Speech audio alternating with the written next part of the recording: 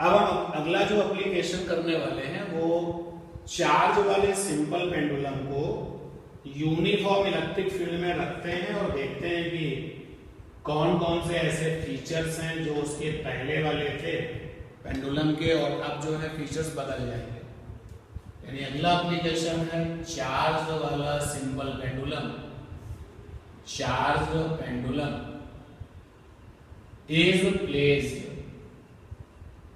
under uniform electric field, unlimited case है, unlimited. तो पहले तो आप ये बताओ कि चार्ज पेंडुलम के बारे में आप क्या जानते हो, या पहले आप सिंपल पेंडुलम के बारे में क्या जानते हो। चार्ज पेंडुलम की बात नहीं करते। तो सिंपल पेंडुलम में हम जानते हैं T बराबर होता है 2 pi under root L by g. L by g, T यहाँ पे टाइम पीरियड है, G यहाँ पर acceleration, acceleration due to gravity. क्योंकि जिस सिंपल पेंडुलम को आपने 11th स्टैंडर्ड में पढ़ा है वो अंडर द ग्रेविटी होता था।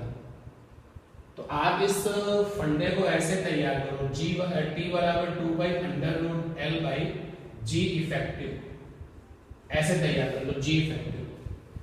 क्योंकि आपका जो चार्ज पेंडुलम है वो यूनिफॉर्म इलेक्ट्रिक फील्ड में और ग्रेविटी भी प्रेजेंट है। जैसे देखिए ग्रेविटी प्रेजेंट है भाई, तो ग्रेविटी प्रेजेंट है, तो अगर ग्रेविटी प्रेजेंट है तो कितने फोर्सेस पेंडुलम पर काम करेंगे। एक तो mg फोर्स काम करेगा, ये वाला फोर्स डाउनवर्ड है, ये कंफर्म है, वर्टिकली डाउनवर्ड, वर्टिकली डाउनवर्ड, एक तो mg फोर्स काम करेगा। और क्योंकि यूनिफॉर्म इलेक्ट्रिक फील्ड भी है और आपके उस पेंडुलम पर चार्ज भी है तो इलेक्ट्रिक फोर्स भी काम करेगा। और ये कहां काम करेगा, along the direction of force, along the direction of force। अब ये देखो मल्टीपल चॉइस है भाई, mg तो मानने वाला नहीं, mg तो कहेगा हम तो नीचे ही काम करेंगे, mg की तो चलो जिद है। लेकिन इलेक्ट्रिक फोर्स कैसा होगा, इलेक्ट्रिक फोर्स होगा along the direction of force। तो हो सकता है कि इलेक्ट्रिक फोर्स ऐसा हो, QE कब होगा, जब यूनिफॉर्म इलेक्ट्रिक फील्ड ऑब्लिक वाली होगी। ये देखिए ये यूनिफॉर्म इलेक्ट्रिक फील्ड है, ऑब्लिक स्टाइल की। तो यहां पर QE और mg आपस में ये वाला एंगल बनाएंगे। अच्छा, अगर यूनिफॉर्म इलेक्ट्रिक फील्ड इस तरीके की है, हॉरिजॉन्टल में है, तो mg तो कहां मानेगा, mg तो हमेशा वर्टिकली डाउनवर्ड ही होगा। लेकिन जो इलेक्ट्रिक फोर्स है वो ये हो जाएगा। इतनी सारी चॉइस है तो हम किसको किसको काउंट करें, इसलिए हम जनरल वे में सोचना शुरू करेंगे। यहां पर QE और mg ने 90 बना लिया। और भी पॉसिबिलिटीज है, ये देखिए अगर यूनिफॉर्म इलेक्ट्रिक फील्ड ऊपर की तरफ है, तो अगर यूनिफॉर्म इलेक्ट्रिक फील्ड ऊपर की तरफ है, टाइम आउट का मैसेज है, क्लास जैसे डिस्कनेक्ट होगी तुरंत फटाफट कनेक्ट करना। तो अगर यूनिफॉर्म इलेक्ट्रिक फील्ड ऊपर की तरफ है तो mg तो मानने वाला नहीं, mg तो नीचे की तरफ ही काम करेगा, इलेक्ट्रिक फोर्स ऊपर की तरफ काम करेगा। ये सोच के चलना बेटा कि अपने पास जो ये चार्ज पेंडुलम का चार्ज है वो पॉजिटिव है, तो यहाँ पर आप देखो QE और mg में क्या काम करेगा, 180 डिग्री का एंगल काम करेगा। कभी कोई सिचुएशन होगी, कभी कोई सिचुएशन होगी। और इसलिए डायग्राम के पीछे मत भागो, अकल लगाओ अपनी कि व्हाट हैपन कि चार्ज वाले पेंडुलम को जब हम यूनिफॉर्म इलेक्ट्रिक फील्ड में जब रखेंगे तो वो जो पेंडुलम होगा वो तुम्हारे 11th क्लास के पेंडुलम से कितना अलग होगा। 11th क्लास के पेंडुलम में बॉब होता है, मास होता है, रस्सी से बांधा होता है, सपोर्ट होता है, और क्या प्रेजेंट होती है, ग्रेविटी। यहाँ पर भी बॉब होगा, मास होगा, रस्सी से बांधा होगा, सपोर्ट होगा, लेकिन इलेक्ट्रिक फील्ड एक्स्ट्रा है, ग्रेविटी तो है ही। तो एक्स्ट्रा में क्या आया, एक्स्ट्रा में आया इलेक्ट्रिक फोर्स। यानी 11th क्लास के पेंडुलम में वहां केवल mg था, केवल एक्सेलरेशन ड्यू टू ग्रेविटी था, और यहाँ पर दो फोर्स उस पर काम करेंगे, एक आपका mg होगा, एक आपका QE होगा, और सिचुएशन डिसाइड करेगी कि QE और mg के बीच में कितना एंगल्स है, एंड दैट इज वाई इन दोनों का जो नेट फोर्स होगा, नेट फोर्स, अब नेट फोर्स कैसे निकलेगा, चलो मान लेते हैं FNET नेट, तो ये निकलेगा क्योंकि दो ही फोर्स है, तो नेट फोर्स निकलेगा under root A square B square plus 2AB और आगे cos थीटा। ये थीटा ही सारा खेल आपको जो है क्वेश्चंस में करता हुआ दिखाई देगा। कभी थीटा की वैल्यू 0 होगी, तो कभी थीटा की वैल्यू 90 होगी, कभी थीटा की वैल्यू 180 होगी, कभी थीटा की वैल्यू 120 होगी। All the situation depends upon the setting. अब जो पर्टिकुलर क्वेश्चंस होगा उसमें सेटिंग ओपन कर दी जाएगी, तो थीटा निकल आएगा। चलो एक केस हम ऐसा देखते हैं जो अभी मैंने आपके सामने डिस्कस नहीं किया।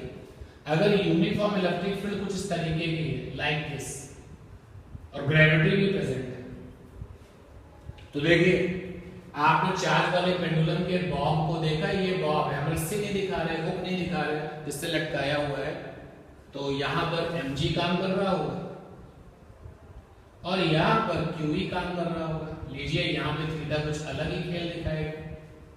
So careful about theta, theta क्या होगा वो क्वेश्चन से पता चल जाएगा।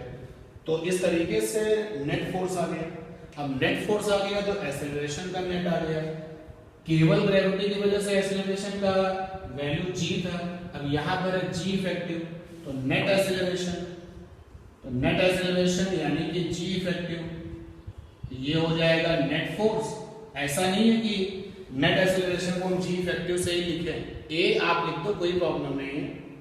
तो आपको याद रहे कि in case of the ordinary situations नीचे g चलता था, but in case of this situation सब कुछ वही रहने वाला है, केवल नीचे वहां पे g इफेक्टिव आ जाएगा। तो g इफेक्टिव कैसे निकलेगा, तो नेट एक्सेलरेशन g इफेक्टिव बराबर नेट फोर्स अपॉन में मास। अब सारे बड़े बच्चे ये नेट फोर्स निकाल चुके होंगे, तो यहां से g इफेक्टिव आ जाएगा, मैं लिख देता हूं आ जाएगा।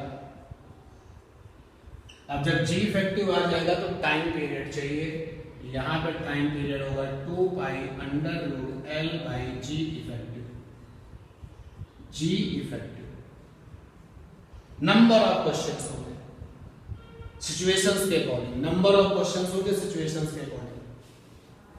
अब कभी जो g इफेक्टिव है, जैसे देखो कभी ये g इफेक्टिव है, ये g से कम आएगा तो कभी ज्यादा भी आएगा। भाई एक सिचुएशन जरा देखिएगा कि जो सिंपल पेंडुलम था 11th क्लास वाला वो ये था, तो हमने इसका टाइम पीरियड निकाला तो 2 pi under root L by g निकाल लिया।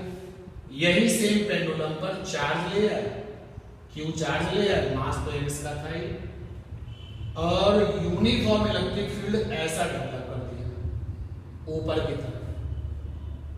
तो ध्यान देना, जब ऐसा डेवलप कर दिया तो इस पर काम करने वाला इलेक्ट्रिक फोर्स QE ऊपर की तरफ हो गया, mg नीचे की तरफ हो गया। तो यहाँ पर जो नेट फोर्स होगा उस फार्मूले में रखना वैल्यू, थीटा की वैल्यू 180 रख देना। और वैसे अगर आप सिंपल वे में जाना चाहो कि गुड लक है तुम्हारा, यहाँ पर दो फोर्सेस हैं, डायरेक्शन में कैसे हैं अपोजिट, तो नेट फोर्स दोनों के माइनस करने से आएगा। तो नेट फोर्स आ गया mg माइनस QE, ये नेट फोर्स आ गया, नेट फोर्स। अब नेट एक्सेलरेशन निकालोगे तो नेट एक्सेलरेशन के लिए आप m से डिवाइड कर दोगे, तो ये आ गया g minus QE by m, ये नेट एक्सेलरेशन आ गया जिसको कि हम g इफेक्टिव लिख रहे हैं। Now compare the situations. पहले यहां नीचे g था, अब जो टाइम पीरियड का फार्मूला आप निकालोगे, नया वाला टाइम पीरियड t डैश, तो L बाई g इफेक्टिव, तो यहां पर हो गया g minus QE by m। अब आप जब कंपेयर करोगे तो सारे फीचर सेम है, यहां पर भी 2 पाई है, यहां पर भी 2 पाई है, यहां पर L है, यहां पर L है, यहां पर g है, यहां पर g से कम है।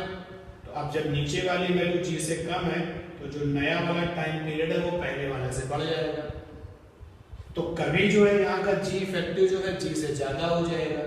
तो everything depends upon the situations, और आपको अगर ये सारी सिचुएशंस डील करनी है तो तो आपको हमारे अकॉर्डिंग, मतलब मेरा जो सजेशन है कि आप डायग्राम्स के पीछे मत भागो कि इस वाले केस का डायग्राम कैसे बनेगा। आप उस नॉलेज का यूज करो जो 11th स्टैंडर्ड्स में तुमने सिंपल पेंडुलम में ली है, और वो नॉलेज ये कि T = 2πL/g है, जहां पर g acceleration due to gravity होता है। अब अगर चार्ज वाले पेंडुलम को फील्ड में ले जाया जाए और पूरा रिजल्ट डिटेल में डिस्कस किया जाए, पूरा डेरिवेशंस किया जाए, तो जब पूरा डेरिवेशंस करेंगे तो आंसर यही आएगा, T = 2πL/g⁵2। हमने आपको डेरिवेशंस करना नहीं बताया, हमने तो आपको केवल ये सिखाया कि जहां पर ये g था वहां पे g⁵2 लिखने की आदत डाल लो, and how you calculate the g⁵2 ये सिखाया कि आप जो है बहुत अच्छे से mg फोर्स को देखना, QE फोर्स को देखना, दोनों के बीच में बनने वाले एंगल्स को देखना, नेट वाला फोर्स निकाल देना, नेट एक्सेलरेशन निकाल देना, वैल्यू पुट अप कर देना, आंसर आ जाएगा। एक स्पेस छोड़ दिया है इसके लिए, इसको नोट करने के लिए स्पेस छोड़ दीजिए, एक क्वेश्चन करिए, क्वेश्चन करिएगा। Uniform electric field intensity is equal to 100 newton per coulomb. Uniform electric field intensity is equal to 100 newton per coulomb. Introducing charge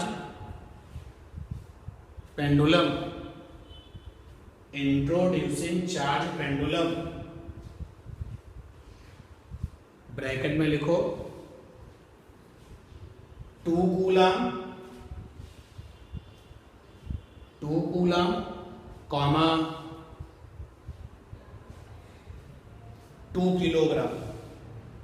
तो इंट्रोड्यूसिंग चार्ज पेंडुलम का जो चार्ज है वो 2 कूलम है और जो मास है वो 2 किलोग्राम है, bracket close. If uniform electric field is horizontal, then if uniform electric field is horizontal, then calculate the time period. Calculate the time period. Length of pendulum is 1 meter. Length of pendulum is 1 meter. Length of pendulum is 1 meter. करिए question.